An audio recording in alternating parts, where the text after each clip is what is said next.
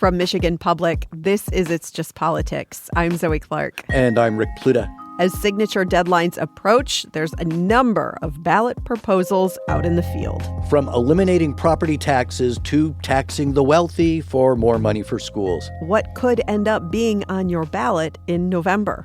I spoke earlier with Colin Jackson, Capitol reporter at the Michigan Public Radio Network, and Jordan Hermany, politics reporter at Bridge, Michigan. Hi, you two. Hi, Zoe. Hi, thanks for having me. Okay, so to start, let's just put into context where we are in the process of ballot campaigns trying to get on the November ballot.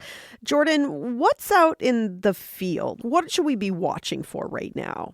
So right now there are 4 in particular ballot proposals that we're watching. They deal with all sorts of things from education to campaign finance to voting, and even one looking to repeal a law that was signed into effect last year.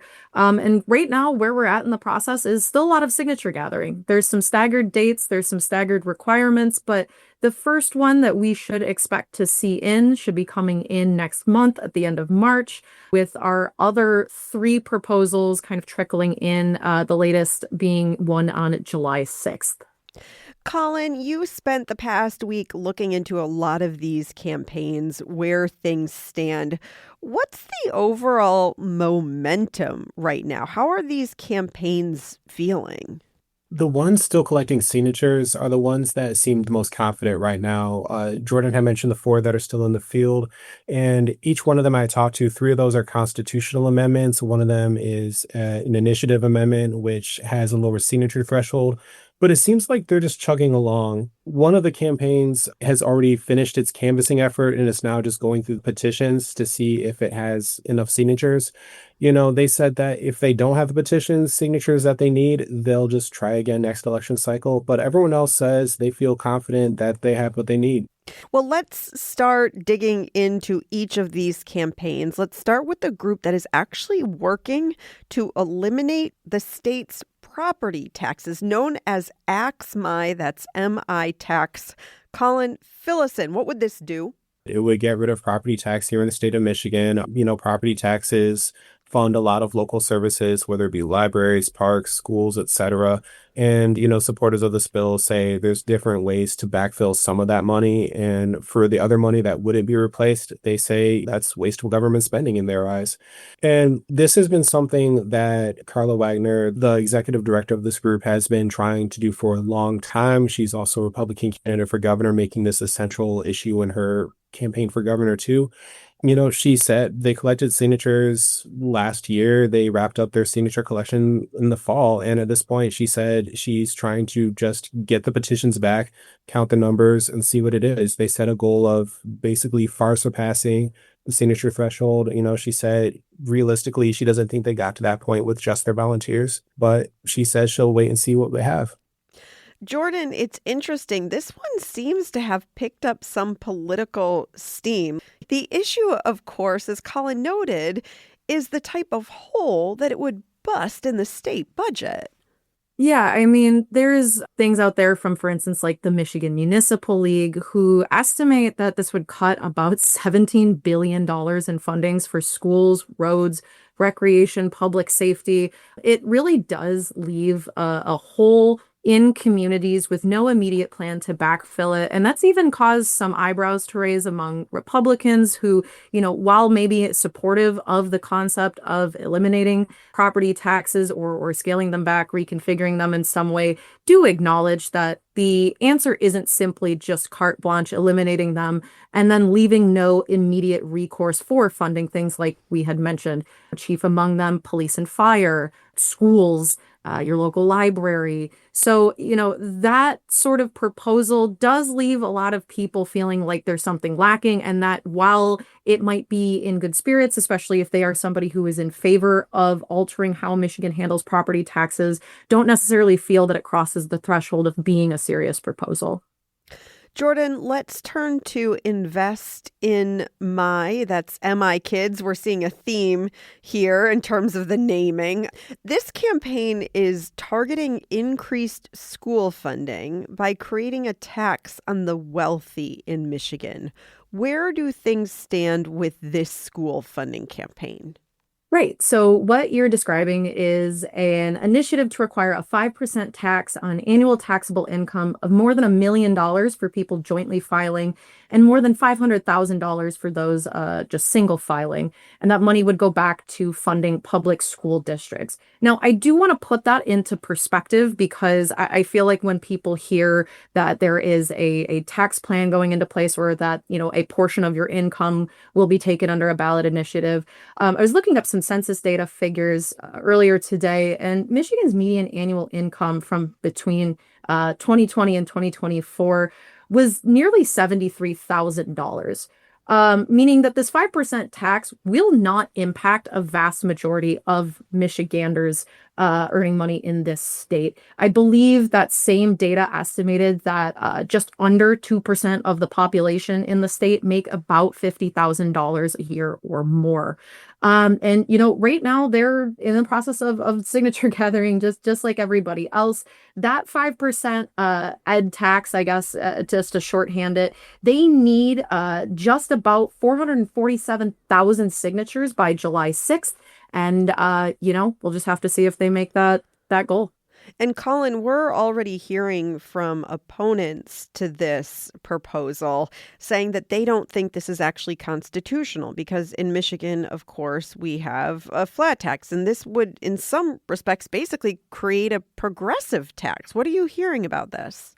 That is a concern that has come up throughout the process for this ballot initiative. Even when it first got out the starting gate, it went before the Board of State Canvassers, the state election board, for what's usually a routine process where basically the board approves a 100-word summary for the language that goes at the top of the petition. And for when they're deciding to sign it, they read the summary, they decide yes or no. And during that meeting, when they were supposed to approve it, there was a lot of backlash for exactly what you said. People saying this is unconstitutional, people saying that this is misleading, that this isn't just an extra tax, this is basically a graduated income tax system, etc. And even though the board had originally approved summary language, they actually went back, rescinded it, and then did not approve future summary language for the ballot measure. So right now, this is kind of a little bit of a gray area where, they feel like this is constitutional. Their lawyers are telling them this is constitutional. Their lawyers are saying they're clear to move forward. But again, this would be a fundamental shift in Michigan's tax system. Fair to say this is one that we would likely see in the courts. That is Colin Jackson with the Michigan Public Radio Network. Also, Jordan Hermany here with Bridge, Michigan. Okay, Colin, let's turn to this voter ID proof of citizenship campaign. This is Americans for Citizen Voting. They say they are confident that they will qualify for the ballot. What would this proposal do?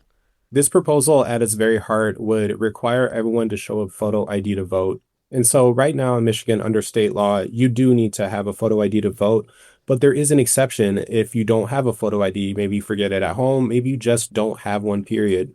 You can still vote right now under current law by signing a written affidavit. That's a legal document. You can be charged for lying on it that you're a citizen, and you can still vote at the polls. Instead of that system, this would let you vote via a provisional ballot at the polls. So if you show up, your wallet's at home, something like that, you can vote via a provisional ballot. And then to have that ballot actually counted, you would need to come back and show your ID within 6 days of an election. Beyond that, it would create a new way for people without IDs to get an ID if they can't afford one. The other main change that they want to implement here, though, is the process to register to vote. Right now, to register to vote, you have to check a box, again, under the penalty of perjury. You can go to jail for lying on this form, is to say that you're a citizen. But there's not necessarily further proof of citizenship required other than checking that box. You still have to show your ID, et cetera, to vote. What this would do is require you to show some sort of photo ID, whether it be a government ID, school ID, et cetera, and it would tighten that requirement. Jordan, how are critics framing this in terms of voter access versus election integrity? Well, I will give you a direct quote that we got earlier this month from the group Voters Not Politicians, in which an official told us, quote, plain and simple, this proposal undermines our right to vote. They're effectively arguing that we already have voter ID laws on the books, as Colin had previously mentioned. And the argument effectively amounts to having people come back, having people need to revalidate their signature, having people need to reaffirm that they are valid U.S. residents able to vote in Michigan elections, that it would create additional red tape and bureaucracy. They're vowing to fight this ballot measure every step of the way, to the point where actually the folks behind the Michigan citizenship requirement for voting amendment, they told us that they're expecting opponents like Voters Not Politicians to spend, several $1 millions to try and stop the proposal, to which their response is, well, we'll just keep on keeping on. Hmm. Well, Jordan, speaking of money, let's turn to another ballot that has to do with money. This one is called Michiganders for Money Out of Politics. It would restrict political contributions by utilities like DTE or Consumers Energy. What do we know here? What's at stake, politically speaking? Yeah, so as you mentioned, the ballot proposal, which, they're calling Mop Up Michigan, would prohibit certain organizations, so regulated electric and gas utilities, contractors with over $250,000 annually in government contracts, and the people and the organizations with substantial connections to those utilities or contractors. It would effectively stop them from making direct or indirect contributions for those who decide to run for office. And it would also provide further regulations for campaign finance laws and spending on political communication. The argument there being that things like DTE, consumers, other big energy, quote unquote, monopoly utilities, that they have a lot of money to throw around. And if they have a candidate that they are interested in, Joe Schmo on the street, your, my grassroots donations, while important, definitely is not going to stand up to large dollar donations from the likes of a DTE or a Consumers Energy. And the argument from folks who formed Mop Up Michigan being that this is going to be something that removes people with a vested interest from seeking politicians who may or may not have, those best interests of utility companies at heart over the voters, and really just wanting to make sure that we are having candidates who are standing on issues that they are espousing. And again, this is the argument out of Mop Up Michigan and those that would like to see these utility companies not be able to spend in elections. The argument being that they want to make sure that they are not unwieldily using their vast amounts of money to actively make some kind of change in state policy that otherwise benefits these companies and not the people that these elected should be serving. Mm-hmm. Okay, Colin, let's turn finally now to the minimum wage. This one fair wage is a referendum this time to overturn minimum wage changes made, of course, by the legislature last year. What do we know about what's going on here? So this is something, like you had mentioned, it's a referendum would undo the changes made by the legislature last year. This is something that has a long history dating back to even before 2018, but really specifically, this specific policy effort dates back to 2018 and the state legislature weakening a proposal that would have gone to a ballot before it got a chance to go before voters. And so this is, that long saga for one fair wage to try to get back that original 2018 law as interpreted by the Michigan Supreme Court. They have until late March to submit their signatures. This is the lowest signature threshold of all of them. Once they submit their signatures, the minimum wage law that passed now almost a year ago here in Michigan, that would pause. So that would no longer be in effect at this point. And voters would have a chance that November to decide whether or not they want to keep that policy or not. And so where it stands right now is they did a big campaign relaunch. They had started gathering signatures, I believe, some point in December. They did their big campaign launch push in January. Around that time, I had heard that they gathered maybe around 50,000 signatures, which would be around a fifth of what they would need to get on the ballot in November. And again, you need to think about a signature cushion in case some of those signatures are ruled invalid. When I reached out to them last week, this was the one campaign I did not hear back from. And so I'm not sure exactly where they stand right now. Last month when we did this big push, they brought in Jane Fonda for a couple events in Detroit. They were sounding confident. They said that they've gathered hundreds of thousands of signatures over the last decade here in Michigan. Michigan was an early prize for this campaign that they wanted to pass these minimum wage laws in, and they've been trying for a long time. So I don't think they're going to give up easily. That being said, it's hard to explain how referendums work. I think for a lot of people, ballot initiatives make sense, constitutional amendments make sense. But when you get into the nitty-gritty weeds of minimum wage increases and the subtle differences between tipped wages and non-tipped wages, it gets a little confusing. Mm-hmm. Jordan, in the final few minutes that we have, I'm curious, after going through this list of proposals and referendum, what do you take away? Is there a thread as you hear of all of these about where the mood is right now of the electorate or of these ballot campaigns and what they're pushing for?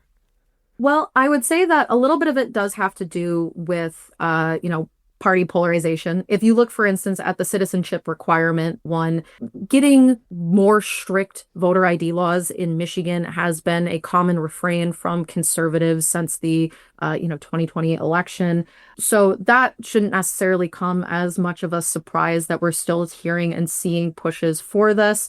But out of the more liberal side of things, you do see there being a fixation on money in politics, be it either we don't have enough in certain areas, like the belief that we don't have enough in our state's education system, so we require a percentage of taxable income from high dollar earners to go back towards state schools, or, case in point, the Axe My Tax folks who are arguing that, and I'm not saying that they're, a liberal back by any stretch of the imagination, go put them more in the conservative camp of things, but that, money is a big issue right now for folks, whether they need more into these kinds of systems or more back in their pockets. And I think it just really goes to show that Michigan is a very varied state from person to person. We're very purple. We have very many issues going on all at the same time, and that there really isn't necessarily one through thread other than what appears to be just the common refrains that we've been hearing for a while now. And of course, we'll see how many of these actually make it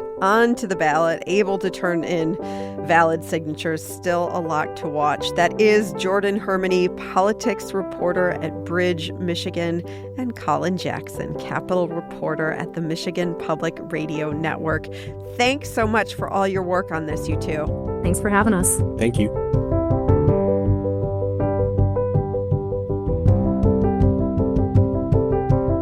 And Rick, it is time for our important reminder. A public service announcement. That when we talk about signing these ballot proposals in Michigan, you can be lied to about what you are being asked to sign. Now, we are not saying this always happens, but it is important to look at the actual petition. On each petition, you will find summary language. Now, that is a summary. It's not the actual language of the proposal. So you have to flip over the petition to see the complete language that would become law if it is adopted. State Senator Jeremy Moss has been working for years and years to change the law to make lying to get petition signatures illegal. We are going to link to that conversation with him at the website, michiganpublic.org/itsjustpolitics. And that is It's Just Politics for today. I am Zoe Clark. And I'm Rick Pluta. Let's talk again next week.